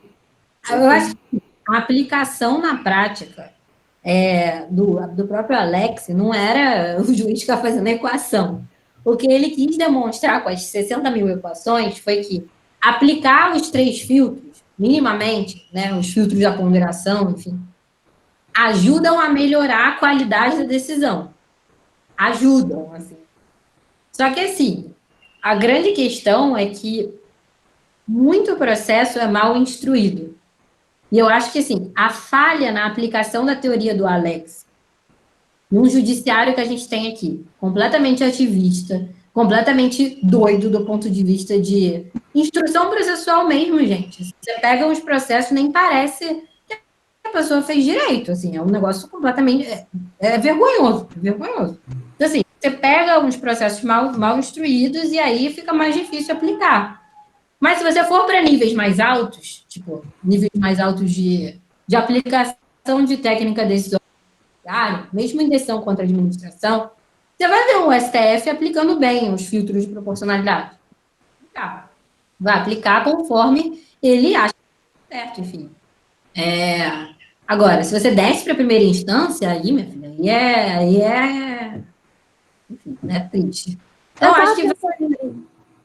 eu acho que assim, qual é o resumo? Porque a gente vai ficar nessa conversa, assim, eternamente. Para sempre, assim, é um looping. Como melhorar isso, né? Capacitando melhor as pessoas, trazendo mais elementos técnicos para dentro dos processos, né? E criando, né? Qual é o elemento em comum? Eu acho que, assim, vamos escolher aqui juntos um elemento em comum entre a IR, técnica de decisão, proporcionalidade, razoabilidade, poder discricionário. No fim, tudo vai se reduzir a uma preocupação: racionalizar a administração, criar um método racional para decidir. Para você deixar de decidir com base em achei bacana e você decidir com base no pensei para decidir. Então, assim, um exemplo bem chulo é você chegar no balcão da Prefeitura do Rio de Janeiro e falar: eu preciso da cópia desse processo. Se você fala de maneira rude com o atendente, ele vai falar: não vou conceder cópia. Não tem como conceder cópia. Se você chegar: bom dia! Ai, eu preciso muito da cópia do processo tal, não sei o quê. Não sei o quê, não sei que é muito difícil, deve estar muito ocupada. Mas será que você consegue cópia para mim? A pessoa vai e tira cópia. Então, assim, às vezes você precisa, enfim, o que a gente precisa é tornar as coisas mais racionais. Tornar as coisas mais racionais, mais transparentes, para tentar reduzir esse tipo de assimetria que a gente sabe que existe, gente. A gente sabe total que existe. Assim, exemplo, às vezes você usa, eu lembro isso direto, assim, no escritório anterior, o cara da AGU criou antipatia por um amigo meu que era advogado. E aí, sempre que precisava de alguma coisa na AGU e a gente sabia que ia falar com o servidor da AGU, ele me mandava, porque ele falava: cara, tomou ranço de mim, não deixa nada. E é isso. E, enfim, gente, é fácil solucionar isso? Não é fácil, não. Mas, pelo menos a nível alto de administração, a gente tenta racionalizar, criar métodos para tornar isso um pouco melhor, assim. E aí, bom, né? Enfim, o spoiler é que, se dá tudo certo na minha vida, o meu doutorado vai ser sobre isso. Vai ser sobre... Eu já tenho título, só não tenho doutorado ainda, né? Se chama O Enigma da Técnica, que é como você analisa, do ponto de vista técnico, procedimentos de decisão no judiciário, no legislativo e no executivo, e como isso interage entre si. Então, assim, e aí, enfim, vou aproveitar esse gancho de, enfim, essa loucura toda de... Obrigada, gente. Essa loucura toda de Bolsonaro, né? Muito pouca decisão técnica, muita pouca base científica para tentar desenvolver um pouco. Harry Potter. Boa, boa. É tipo ele. Professora, desculpa Pode ter falar. interrompido. Imagina, pode falar. É uma coisa bem simbólica. Durante a discussão aqui, a gente falou muito sobre a importância da lei, do instrumento normativo, e agora há pouco o texto constitucional saiu inteiro do site da Presidência da República. Isso é bem simbólico. Isso é bem E simbólico. fica escrito, o documento não foi encontrado. Isso é muito pesado. Sumiu. Gente, alguém solta o patrono aí, porque os dementadores estão pesados hoje, assim, continuando no tema Harry Potter, tá pesado. Deixa eu fazer uma pergunta. Não tem nem o que falar sobre esse governo, gente. Sinceramente. Dá até um desânimo, né?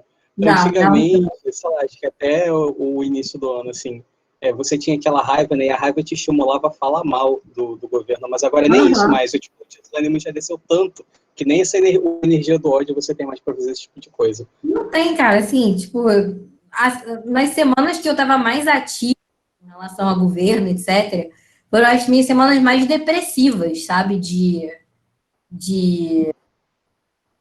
Tipo assim, é isso, assim, eu acho que no exercício do poder discricionário, né, no exercício do poder discricionário do presidente, dos governadores, de reabrir, eu acho que, assim, claramente a gente não está considerando dado, né? Exatamente. Eu brinquei com a decisão aí do TJ do Rio, do Bruno Bodar, que ele cita um monte de presidente americano, etc. Mas ele eu posso zoar porque eu conheço, aí tudo bem. Ele citou um monte de... Por um acaso a gente leu, Ana, essa decisão. Ele o quê? A gente leu essa decisão. A Luciana colocou ela no grupo do WhatsApp. Essa decisão é boa, assim. Mas é isso, é uma decisão surreal, assim, é uma decisão assim, né? O Bruno saiu de Harvard. Assim. Eu tive conversa com ela no grupo, né? E aí a Karina, né, Felipe? Ela deu insights. Assim, porque no início eu achei incrível, né? Assim, estava muito bem fundamentada a decisão, assim. Dá para ver, assim, ele explicou por que ele considerou que não estava motivado, entendeu? Não foi sim. da cabeça. Só que, ao mesmo tempo, e ela foi conversando comigo, e eu concordo também, que é aquele ponto... Qual que eu estava falando aqui nos comentários, não sei, lá atrás, vocês estavam... Até que ponto, que nível de justificação? Beleza, tem que motivar. Que nível de motivação que é razoável você exigir? Você pega lá a estrutura da administração pública, que é toda cagada, quem sabe, assim, muitos... Até os órgãos de ponta, um aqui, um ali, mas, no geral, você pega, assim, o SEG mal consegue fazer isso. E aí, qual é o nível de justificação que é razoável? Assim, minha opinião sincera sobre essa decisão, assim, ela é uma ótima aula sobre a análise econômica do direito. Ela é muito bem escrita, mas, assim, do ponto de vista prático, até você acabar de ler a decisão, você já se perdeu no que está decidindo. Do ponto de vista prático, gente, é muito evidente, assim, a curva não diminuiu, né? As vagas do SUS no Rio, de leitos do SUS no Rio, estão em ocupação entre 80% e 90% e não cai disso. Não tem como diminuir. Não tem como. Tipo assim, é um dado, é orientação da OMS, é orientação de um monte de gente, enfim. Eu acho só que não dá para aloprar nessas coisas e virar exibicionismo também. Eu achei que foi, no final das contas, uma decisão um pouquinho exibicionista, sabe? Então, assim, o que tem que melhorar? Até eu concordo com o Rafael, são os estudos da administração, assim, né?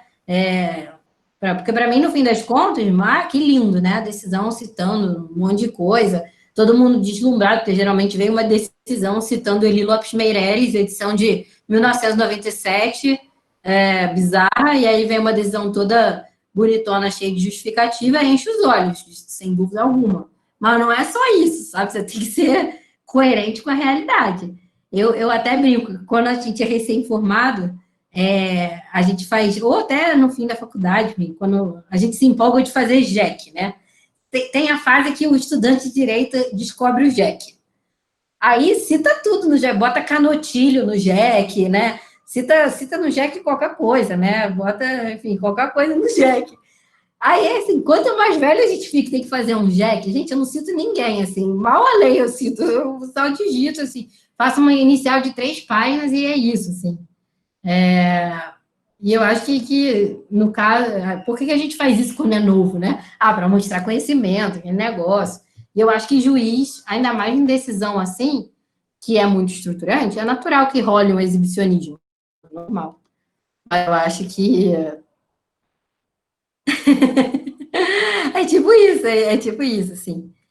Mas alguém falou alguma coisa aqui que eu concordo, e eu acho que é um bom gancho para a gente... Suprema Corte é lá na... Não, então, é isso, parece que a Corte dos Estados Unidos. Ai, gente, chama o Suits aqui, né? Chama o Harvey para fazer esse appeal aí, porque, né? Nossa Senhora.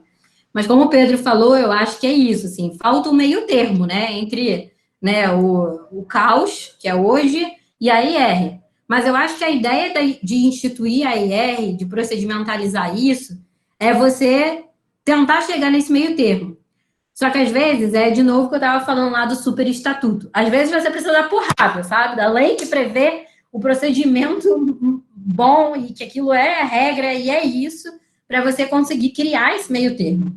E eu acho que, assim, como estava demorando muito para a administração ter esse empurrão para motivar, para criar, enfim, de fato, conteúdo dentro dos seus processos, eu acho eu acho que o efeito vai ser positivo, não vai ser uma lei de balcão, não, de estante.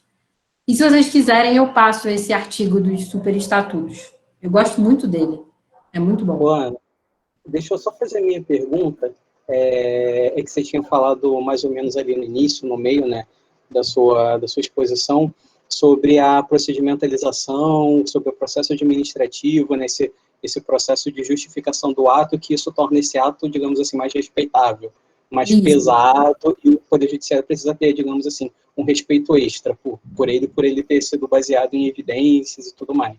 Isso. Como que é a análise do juiz? Porque, por exemplo, citando o exemplo da agência reguladora, às vezes é um ato super complexo, daí o regulado foi e judicializou. A análise do juiz em cima daquela norma regulatória. Eu não sei como é que é, esse é o objeto da minha pergunta, mas eu fico imaginando, se eu fosse juiz, eu não teria a menor condição técnica de saber se aquela regulação é melhor ou não, justamente porque tem um ARR com um monte de número, gráfico e tudo, e eu não sei o que é aquilo. E, tipo, como é que funciona isso? Vai ser algo substancial ou mais, assim, procedimental?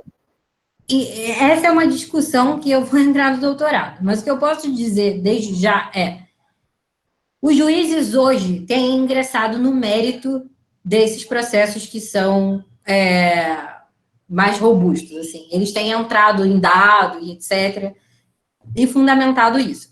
Juiz que eu digo a nível de ministro STF, tá? Juiz de primeira instância, no geral, não entra tanto, não. Então, eu estou pensando mais em desembargador e STF, STJ. Eles têm que entrar nesse mérito. Aí eu acho que a discussão já é um pouco mais complicada. Porque se o processo administrativo ele tem todos os parâmetros necessários e se ele tem todos os indícios de legalidade daqueles dados, da formação daqueles dados, que aqueles dados são confiáveis e tudo mais, eu acho que o juiz não tem que entrar nesse mérito. Assim como eu acho que o Tribunal de Contas não tem que entrar nesse mérito no que não for preço, né? A gente esquece, mas o Tribunal de Contas ele lida com preço, não lida com política pública, né? Então, assim, esse é um ponto que é complicado, mas eu acho que, assim, o juiz ele tem que partir de um parâmetro mínimo de conteúdo. Então, numa contratação direta, o que vai ter que ter? Pesquisa de preço, que era que só tinha aquela alternativa, que não tinha aquela outra alternativa, que aquele fornecedor era adequado, que aquele fornecedor não era corrupto, etc. Então, assim, você vai criando parâmetros para cada tipo de decisão. Assim, de contrato, você tem os parâmetros para contrato. Para uma decisão relacionada à política pública de maneira geral, você tem outros parâmetros. Assim, para um caso tipo esse da maré, você tem alguns dados básicos de educação, por exemplo, que você tem que considerar. Então, assim, você tem que considerar o índice demográfico, projeção para os próximos anos, parceria com creche privada. Então, assim, cada caso vai ter uma parametrização, isso é certo, assim. O que você vai ter que fazer como gestor, como advogado, né, como, enfim, seja lá qual for o seu papel, é olhar para a parametrização, que vai poder vir da lei, do infralegal, do Tribunal de Contas, porque o Tribunal de Contas hoje, né, meio que, né, onipresente em tudo, e do próprio judiciário, né? O judiciário vai construindo parâmetros, né? E a gente tem um STF hoje que gosta muito de modular efeito de criar parâmetros. Então, se você pegar as ações diretas de inconstitucionalidade e as ADPFs de hoje em dia, muito raro você achar uma que não cria um parâmetrozinho, assim. Então, acho que você tem que começar a olhar para esse tipo de ferramenta, sem prejuízo de criar outras para auxiliar o STF, para auxiliar os juízes, para auxiliar a própria administração pública. Assim. E eu acho que muitas vezes o que falta aqui no Brasil, e que é um modelo lá de fora, é você trazer mais órgãos técnicos independentes para dentro da processualização. Então, por exemplo, você cria uma instância técnica de verificadores independentes, gente que não tem nada a ver com aquilo, para verificar determinados casos. Aí tem a questão do custo também, aí a gente fica aqui até longe, mas esse sistema de verificação independente é um sistema interessante, para pelo menos dar um fora Bolsonaro aqui direto. E, enfim, é isso. E só um parênteses, o fora Bolsonaro, eu ensinei a Amora a ir para a varanda, na hora que gritam fora Bolsonaro. Aí ela fica rosnando na varanda enquanto estão gritando fora Bolsonaro. Ela fica rosnando ali na varanda, esperando para eu ir gritar fora Bolsonaro. Se eu gritar fora Bolsonaro, ela vai começar a latir loucamente, porque ela está já ensinada, assim, 3 meses, ela já late fora Bolsonaro. Escola de militância para cachorro. Isso é comunismo, hein? Ai, gente. Vamos lá. Alguém tem mais alguma pergunta para fazer? Deixa eu olhar aqui o chat. Acabei perdendo. Eu passei o link do artigo em inglês. Eu tenho certeza que tem a versão dele em português. Mas, assim, pode ser loucura minha, mas, assim, eu tenho quase certeza que tem. De qualquer forma, nesse texto aqui, meu e do Zé, desse livro aqui, a gente explica um pouco o que é um superestatuto. E explica um pouco esse texto. Eu vou passar para vocês a versão digital disso aqui. Beleza. Pode passar que a gente circula por e-mail e coloca lá no evento do Facebook o link no Drive. Aí quem pode até... Não sei como o EDA está rolando, mas se vocês quiserem fazer depois uma rodada de discussão desse texto, do superestatuto, ele é muito importante. A gente pega ele e mais um que fala sobre ele, que é importante também, com alguma decisão que fala de superestatuto do STF, faz uma rodada. Uhum. A gente pode combinar mais para frente. Não. Seria ótimo mesmo. Seria ótimo. A pergunta que eu tinha era até, na verdade, não era nenhuma pergunta, era pedir para professora você mandar os links mesmo, porque seria muito bom. Achei as referências literárias muito boas. Tudo que eu citei, eu vou mandar para vocês, e tudo que eu não tenho digitalizado, eu vou pedir para o pessoal da biblioteca do escritório digitalizar para mim. E, gente, o Felipe aqui falou para eu fazer a publicidade. Eu sou uma péssima marqueteira. Eu tenho um Instagram com coisas de direito administrativo, botei aí para vocês, quem não estiver seguindo, se quiserem seguir, fiquem super à vontade. A gente vai começar agora nele um ciclo de entrevistas e pequenas palestrinhas de direito administrativo e tal. E tem coisa de AIR, tem coisa de desigualdade de gênero, vai ter um de processo administrativo. Então, a gente vai fazer pequenas coisas. Sou eu e a Ana Miguel, que é uma doutoranda lá da UERJ. E, enfim, são super convidados para propor pauta. Faz um sobre alguma coisa. A gente faz, tá tudo certo. Isso. Tudo super certo. Quando eu tô com insônia, eu faço os posts do EDM Fica. Sensacional. Alguém tem mais alguma coisa para perguntar? Deixa eu ver. O ADM fica mesmo. Olha, eu acho que fica, assim. Eu tenho certeza que fica. Direito constitucional eu já não tenho muita certeza, não, mas o administrativo fica. Até porque, para o regime militar, ele precisa dos direitos administrativos. Ai, que horror. Nossa Senhora. Não, mas o decreto 267 é de quando? 67, né? Pô, vai ser de novo. Ai. É de novo, gente. Por que eu comecei a aula falando? É o direito do poder público, a raiz autoritária. É isso, cara. A gente tem que deixar isso evidente para desconstruir algumas prerrogativas, algumas coisas que deixam esse viés autoritário do agente público, assim. Anarquista. Gente, eu estou sendo chamada de algumas coisas tão estranhas esses dias. Assim. Outro dia alguém me chamou de empreendedora. Gente, eu não sei nem o que é bolsa de valores, cara. Alguém chama de empreendedor. É uma ofensa ser chamado de empreendedor hoje, tá? Só... Tá doido? Tipo, o pouco dinheiro que eu tenho guardado tá na poupança, que é um negócio empreendedor que tem. É impossível. Pelo menos advogado 4.0. É isso. Ai, gente, eu tô mais anarquista que para empreendedor, assim, sem dúvida. Se ela não exceder ao compliance do escritório, tá tudo certo. Ai, gente, que rir. Pois aí. Cara, já criaram até conta na XP para mim. Eu falei que eu precisava entrar em qualquer coisa da XP, porque aí me lembrava o Dória. A minha, ela lembra o Luciano Huck, que para mim é tão ruim quanto. Então... Não, me dá asco, assim. Eu com uma conta na XP, eu já me imagino de coletinho, assim, tá doido. Uhum. Daqui um ano a senhora grava um vídeo contando que a senhora já tem R$1 milhão. Oi, meu nome é Ana Calil. Eu tenho meu primeiro milhão. Gente, eu sou uma péssima empreendedora. Se tem uma coisa que eu não... Porra, só se for, gente. Cabral escorre aqui.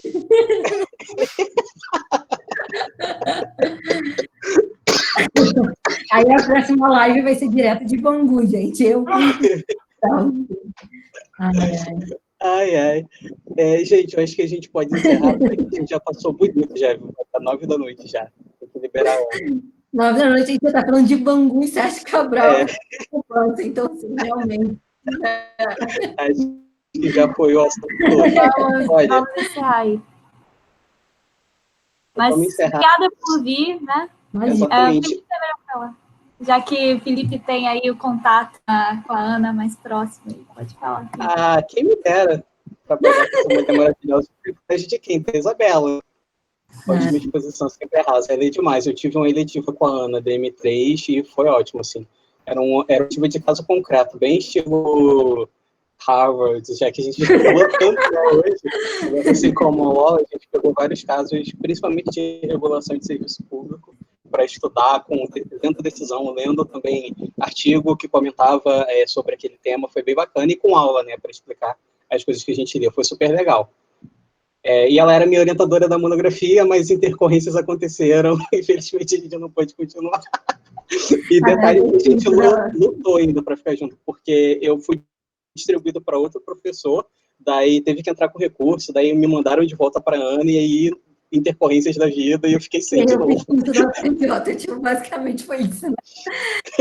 Gente, eu amo, enfim, eu sempre digo isso, e não é mentira, assim, eu tinha sempre aquele ranço de FND, por causa de aluno idiota da UERJ, enfim, não sei que idiota, etc. Mas depois que, na verdade, eu tive 2 estagiários da FND que mudaram, assim, falei, caraca, tipo, a FND, tem gente bacana na FND, tipo, e aí eu decidi fazer a prova, e depois que eu entrei, assim, foi só amor, assim, eu agora, meus amigos da UERJ ficam super irritados, que eu digo que o meu coração é mais FND que o UERJ atualmente. Então, assim, é isso. É isso, gente. Contem comigo.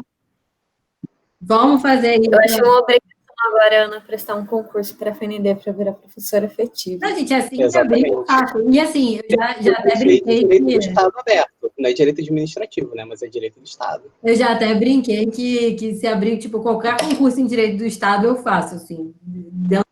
Processo civil. É direito do Estado. Processo civil é direito do Estado. Você faz? É verdade. Eu fui monitora de processo civil, tá? Não, eu fui em processo civil real.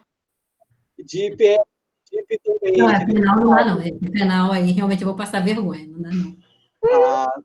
Não. Gente, rapidão, gente. Samara perguntou, acho que foi a Samara, como é que faz para entrar no EDA? Aqui, ó. Tá mais para cima. Tá. Como faz para participar com vocês? É só colocar. Você já deixou, né, seu número? Eu vou te colocar no grupo do WhatsApp. O que a gente está fazendo, Samara e Ana, né, que eu tinha perguntado. A gente está fazendo reuniões aos sábados, às 5 da tarde, lendo, basicamente durante a semana, lendo doutrina, um capítulo específico sobre algum assunto, e aí no sábado à tarde a gente faz uma monitoria sobre aquele assunto. Só que a gente está tentando mudar agora. Por quê? A gente, na verdade, vai consultar, né, as pessoas sobre esse modelo. Nossa IR, sobre se elas querem. Não, isso é mais para consulta pública, Felipe. A gente vai fazer uma consulta pública, é verdade. Porque tá ficando pesado, assim, no final das contas, com quarentena e tudo que isso envolve, fica muito pesado a gente levar esse ritmo. A gente está pensando em voltar no modelo anterior, que foi aquele modelo que você pegou, que é com leitura de artigo e comentários depois. Porque assim fica super leve, assim, você não precisa ficar fixo em fazer uma montagem de algo extremamente organizado e que demanda tempo. O artigo é uma conversa, sabe? É bem mais prático. Mas a gente vai fazer aí nossa consulta pública aí durante a semana. A gente vai aí. Oi, alguém falou.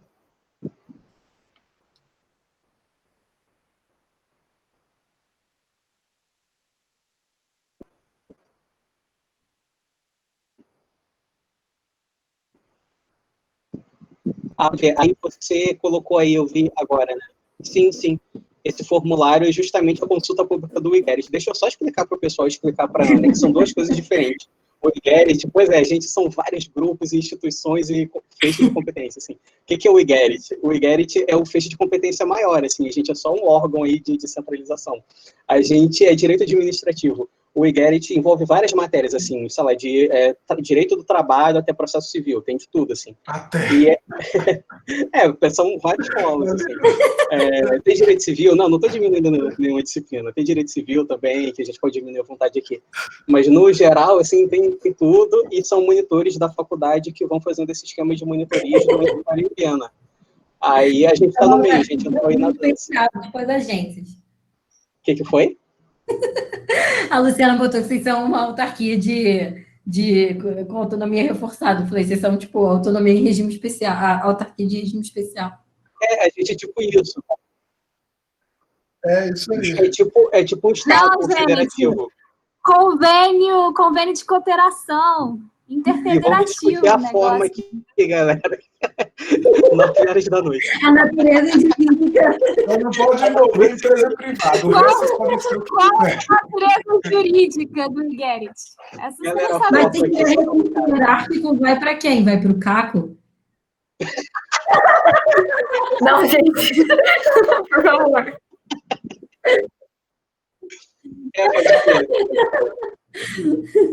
Mas só para passar o recado, gente. O recurso na reunião do EDA não se impróprio. É recurso hierárquico impróprio. Enfim. Gente, dá uma segurada aqui, só para passar o recado. Esse link que o Adriel colocou é da consulta pública deles, para repensar. Gente, desculpa. Para repensar esse modelo de monitorias. Se a gente vai querer fazer algo semanal, com temas transversais, aí a gente vai conversando por ali, nos formulários, e a gente se acerta e resolve, e aí a gente vai conversando. Então, a gente pede para quem se interessa, para quem já está acompanhando nas monitorias das disciplinas em separado, para que respondam o formulário para ajudar a gente a pensar como é que as coisas vão funcionar. E quem tem interesse em participar do direito administrativo, no sábado, sempre no sábado, às 5 da tarde, e durante a semana a gente está sempre lá no grupo conversando e mandando decisão e compartilhando figurinha de jurista. Então, se você tem figurinha de juristas para compartilhar, você já está apto a entrar no grupo do WhatsApp. É só mandar um número aí, eu já peguei o número. Vou mandar um pacote agora para você, Felipe. Cara, pode mandar. Deixa eu só ver se foi o da Samara mesmo que eu peguei aqui. Gente, meu computador travou. Alguém pegou da Samara, pelo amor de Deus. Eu peguei já, Felipe. Eu achava que eu era DM do grupo do EDA, mas eu não sou não. Mandei os contatos para você. Isso vai ser corrigido agora, quando isso daqui acabar. O Adriel também mandou, gente, travou aqui. Beleza, gente, então é isso. A gente encerra por aqui. A gente agradece a Ana também pela disposição de ficar 2 horas aqui com a gente. Agora são 9 horas da noite. Muito obrigado, Eu Ana. continuava, eu ficava aqui, enfim. Inclusive, se quiserem me chamar para algum sábado aí do EDA, me chama, eu não faço nada sábado. Então, Cara, Nossa, beleza. achei Vamos acertar, então. Depois eu vou falar com você para acertar ou fazer o comentário do artigo seu e do Zé. Pode ser? Sim, a gente poderia discutir esse texto junto com a Ana. Ia ser Qual? Esse ótimo. inglês Pode também. do processo administrativo? Isso. Do Ou superestatuto. outro, na verdade. Qual era que você tinha falado? Ah, do superestatuto, na verdade. Pode Que você ser. falou. Vamos. Pode ser o meu e do Zé e esse junto. O meu e do Zé é curto. Pode ser. Beleza. Então a gente faz esses dois. A gente pode ver em um sábado para fazer isso, o dia que tiver melhor para você. Vamos, Beleza? suave. Tá tudo Então certo. tá ótimo. A gente encerra por aqui. Tchau, tchau, gente. Até semana que vem com a Karina, falando de análise econômica do direito. Muito Tchau, mais. gente. Até semana que vem. Tchau, tchau. Gente. Maravilhosa Tá, demais. gente, obrigado. Boa noite a todos. Tchau, tchau. Tchau.